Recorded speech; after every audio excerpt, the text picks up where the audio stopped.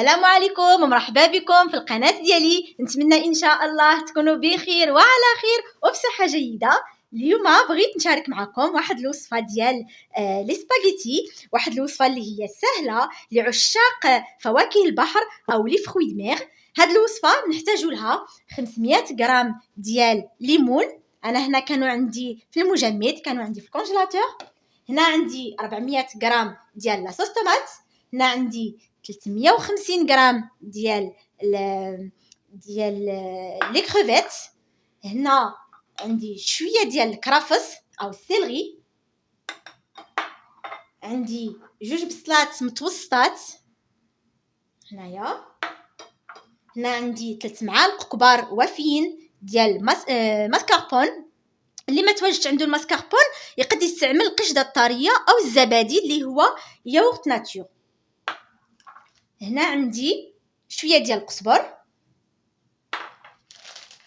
لي سباغيتي بطبيعه الحال عندي 500 غرام ديال السباغيتي.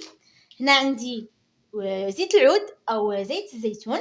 عندي البزار الاحمر بيمون دو. عندي شويه تاع السكينجبير جانجومبر. عندي مليحه. عندي الابزار اللي هو البوافر. هنا عندي الثومه مقطعه طروفه. وهنا عندي لي زيرب دو بروفونس. ضروري هاد الوصفه تستعملوا فيها لي زيرب دو بروفونس، يعطيوها واحد المذاق رائع جدا. والان غادي نفوتوا لطريقه التحضير. وهنا اول حاجه غادي نديرها، غادي ندير شويه ديال زيت العود او زيت الزيتون. غادي نشعل البوطه ديالي.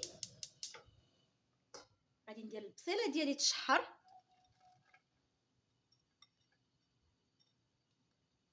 ومن بعد غادي نزيد عليها الثومه.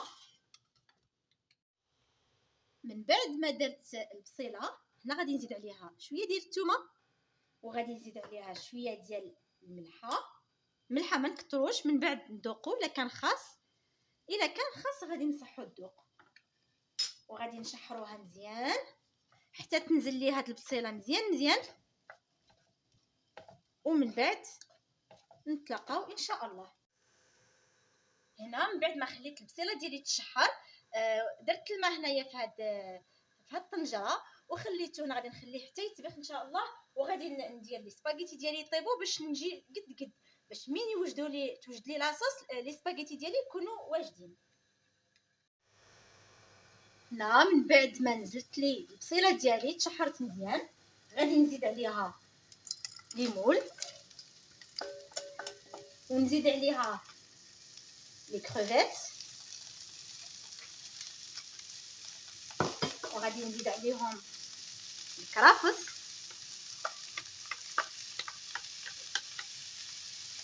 غادي نخلط الكل.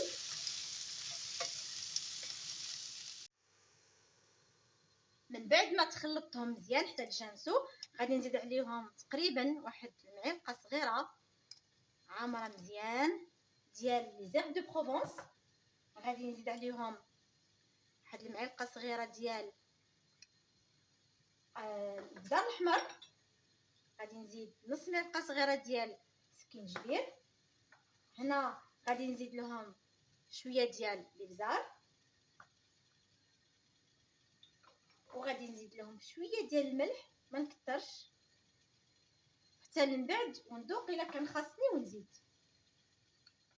من بعد غادي نخلطهم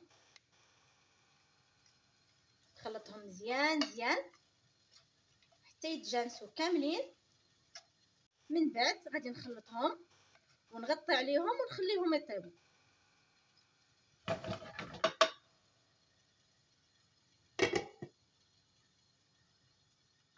وهنا مره نفوتو نحركوها. غادي نلقاوها طلقت لمويها.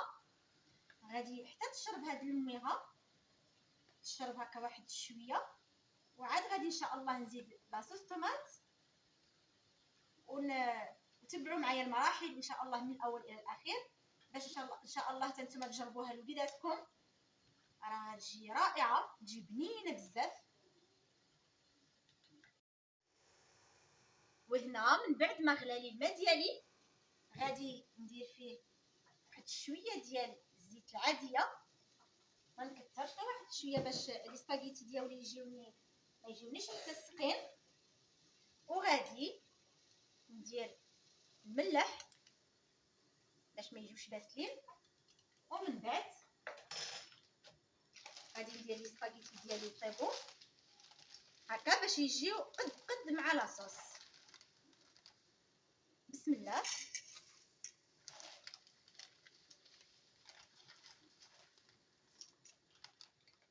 غادي نحركهم مزيان باش يطيبوا ما يطيبوش متلصقين. ومن نشريو لي بات تاعنا او لي سباغيتي نشريو كاليتي تكون مزيانه باش الطياب تاعهم يجي زوين والماكله نتاعهم حتى هي تجي مزيانه. غادي نخليهم يطيبوا. هنا غادي نزيد لها شويه ديال زيت العود باش يبقى المذاق ديالها. غادي نحركها مزيان. غادي نجهد لها شويه على النار وغادي نغطي عليها ونخليها تطيب على خاطرها حتى يطيبوا لنا لي مول ديالنا. ونرجع معكم ان شاء الله باش نكملوا البلا ديالنا. وهنا من بعد ما حسيت بلي لاصوص ديالي عقدت غادي نفوت نزيد ماسكاربون. نزيد الماسكاربون غادي ندخلها مليح في هاد لاصوص حتى تجانس كامله. غادي ندوق لي مول ديالي الا طايبين.